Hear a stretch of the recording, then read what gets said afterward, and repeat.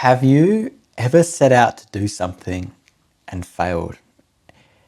In doing so, have you kind of felt like you wanted to give up and you develop this negative persona that's quite destructive?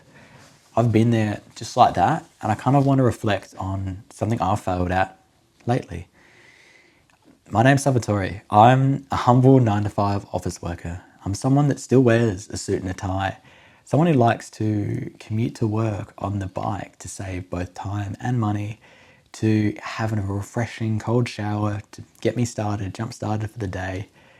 I like to sip espresso. I like to roll up my sleeves, get in the kitchen, cook an amazing vegan plant-based meal for myself and my girlfriend, and have culinary adventures and other adventures and the like. Someone who seeks to lace up my running shoes and cross the finish line faster than I ever thought possible. Oh, in the fire of competition. Someone who has been, that just loves commuting, but wasn't always like this. Someone that kind of came from quite an introverted video gamer, watched lots of anime, kind of was a bit awkward, to kind of someone that had a bit of a transformation through everything that I'm kind of sharing through the process of conquering mountains and conquering life, both literally and so figuratively and literally. And that's kind of what I want to get into today. So picture this, close your eyes, right? As you close your eyes, imagine this. There's a mountain and there's two people that are on a bike. They're cycling up the mountain. They're doing their thing. They're pedaling. Then suddenly, psst, on both of them, they have gotten a flat tire. Both their bikes are punctured. They can't go on anymore. What happens? The first person notices this, doesn't have the tools to fix it, gets frustrated, throws a bike, calls an Uber, decides that's it, going home. Takes the Uber home, and the mountain is never conquered, and his bike's got a flat tire. Second person, while understandably frustrated, has the tool on him to kind of fix this issue.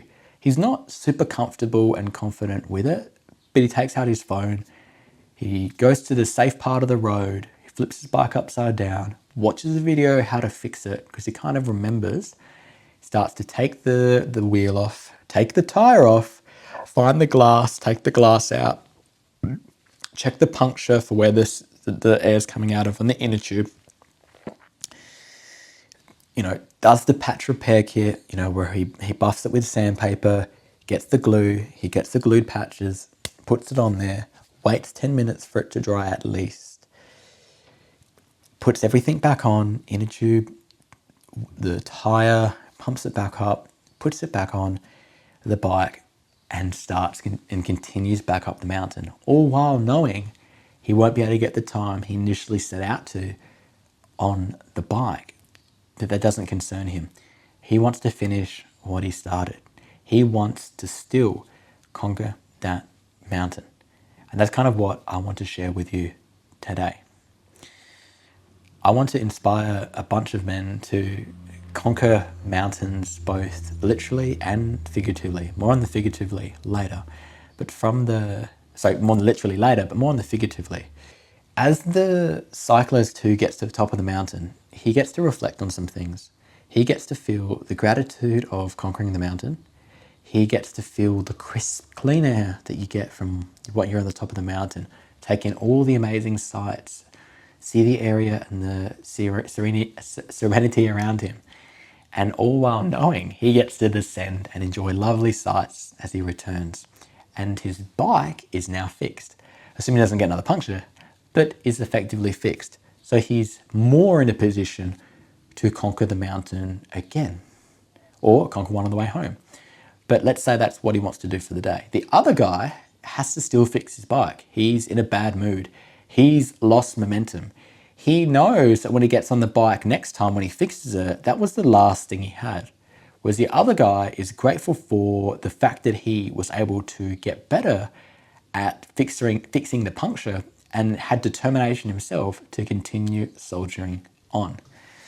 So for me, myself, I've been doing what's called the Corporate Cup, which is a 7-round running competition where we run 4.5Ks. It is a team of 7 of us. And I just done the 6th round and I failed at it. And it did kind of feel like a mixture between the first and second person I've just explained. But for some reason this time around, I felt more like the second person. I felt more like someone who could kind of look at it, and I was starting to objectively see where I went wrong. First and foremost thing that I realized is sleep. See, the night before, it was getting warmer where I am at, and I wasn't,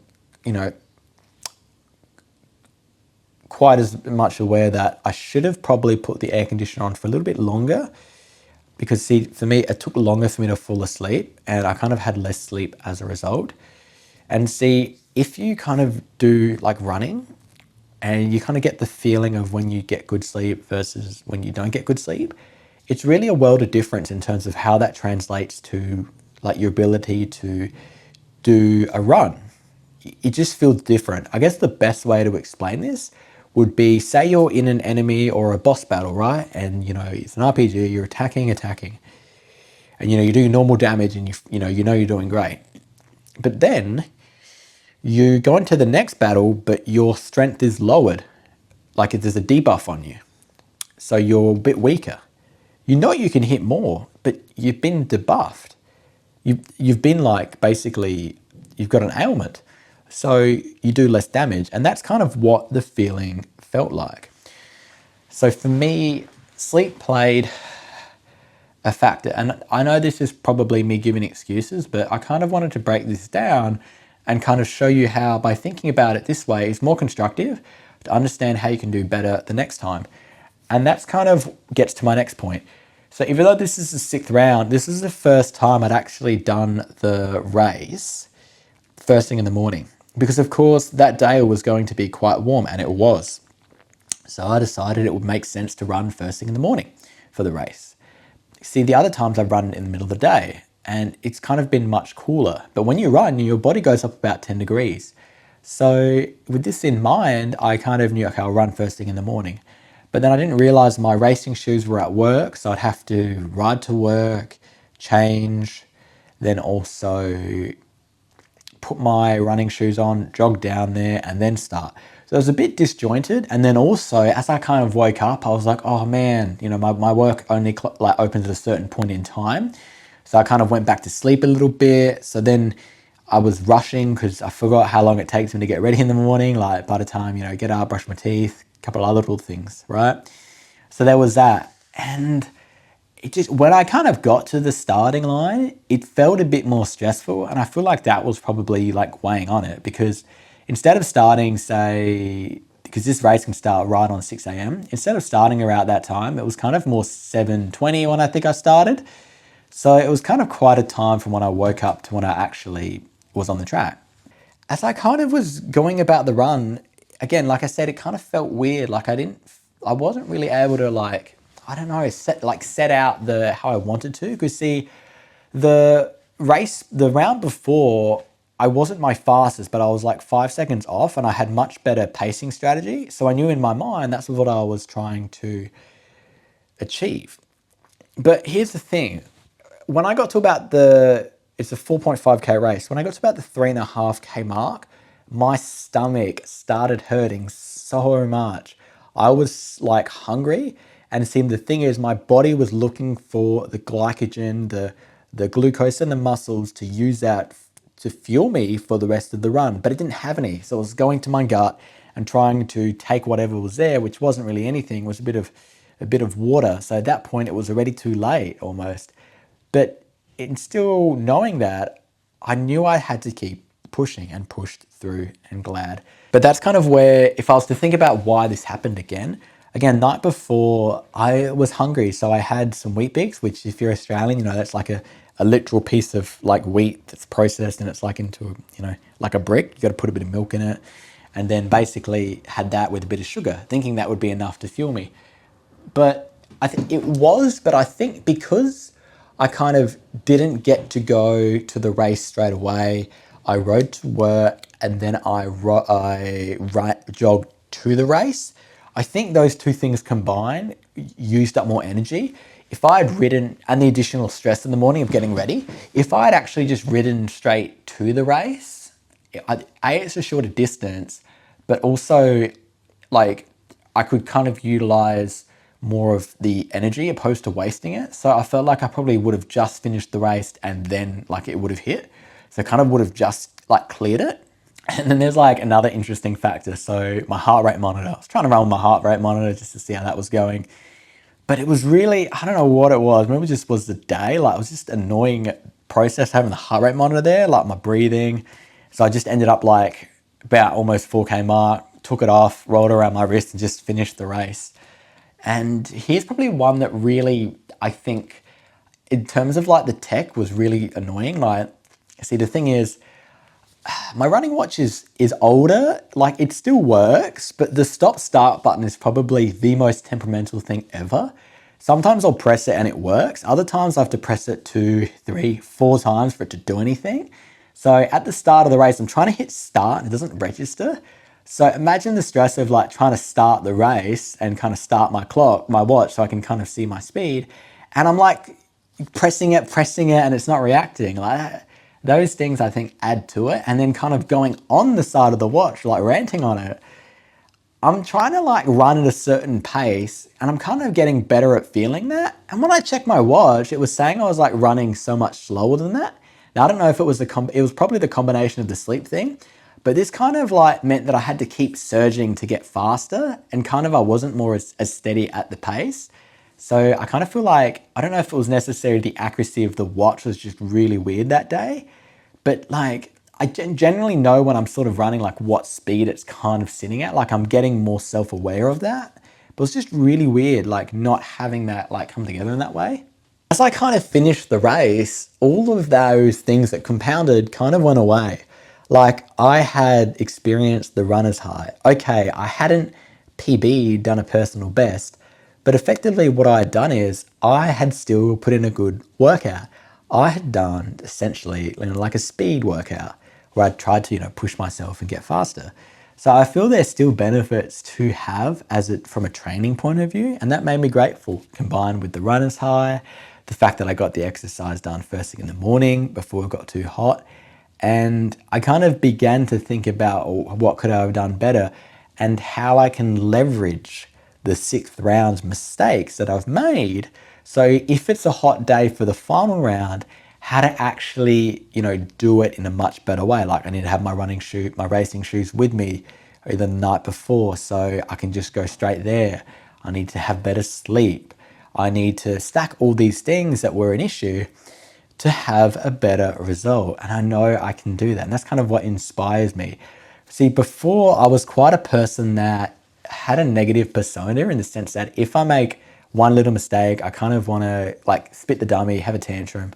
And like that makes it harder to get back into it, like conquering the mountain. And that's kind of like where I feel there's a sense of maturity with this. And because I'm really into my running and I'm trying to, cross the finish line faster than I ever thought possible, right? And in the process, I make mistakes and I make failures. And that's kind of why I wanted to share that with you, because this is my journey and I'm having that accountability and the extra reflection, introspection, because I feel it can be useful for you guys to inspire you not to give up and to still conquer the mountain, to have it in the memory that you still did it. And that way, the next time you have to set out to do it, you've got a much more uplifting, inspiring, motivating internal monologue opposed to someone that quits, spat the dummy, and is quite embarrassed showing up the next time. Because you need to think of it like kind of the long game. Now, I kind of talked about the idea of wanting to inspire those who want to conquer mountains, conquer mountains in a literal sense. See, the thing is, I've been riding my bike for about 6, 7 years now. I've been commuting to work and I've been using my bike as a primary form of fitness to kind of keep me in shape all year round and to have an amazing quality of life in terms of the freedom it offers, having to not be reliant on public transport, relying on your own 2 legs, saving so much money and kind of using it as an all-in-one. almost like a whole, upper body workout as well. So if you kind of want to take your fitness to the next level, if you're looking to lose weight and kind of adopt a lifestyle that is actually for the long game, that is something inspiring and can transmute into other areas of your life, like it has with mine, this ebook that I have in the link below called Life Cycles will allow you to do that. It's kind of a cheat code. It's a 163-page book that I've written myself with everything through my experience to explain to you how you have to go, like how each stage, each cycle, this first cycle, exact perfect bike to get, how to save thousands of dollars, how to go about your first bike ride, how to get everything you need, lights, lock, helmet, how to be safe on the bike, when to use cleats, how to start doing your first training rides, how to literally conquer the mountain in terms of what you need on the bike, how to pace, mental fortitude, how to fuel on the bike so you can conquer many mountains again and again. And then I kind of take you through the off the bike, the nutrition side of things, what you can do to get back on the bike faster for a recovery point of view, how to make sure that your bloods are tracking really strong so you can kind of feel like you're at 100%, power. So when you do the ride, go conquer the mountain, you can do so and absolutely smash it and really get the benefits that come from such an amazing, exhilarating workout. All in kind of a way that me as a gamer, something I wish I had, that kind of just step by step took me through like a walkthrough about how to actually get into bikes if you've never done it before. And if you kind of want to, help me out in terms of what I'm trying to do with this channel and kind of have a lifestyle that you will pay dividends and invest in something that will serve you for the long term, a bike that you can use to commute and build fitness and go down to the grocery stores to get a bit of this or that is something that's a game changer. And you can kind of use it so you don't have to kind of separately do, say, runs. You can do everything on the bike. That's kind of what I'm trying to get at. But I've failed many times while on the bike, kind of like this video. But I've taken those failings and figured out what does work, and I've kind of crystallized it into each chapter has very easy to follow summaries that kind of make it really easy for you to start implementing, for you to kind of go through many times this book to figure out what stage you're at and when you're ready to try the next mountain that I explained, and kind of how to have a better experience. So conquer mountains, conquer life. Thank you.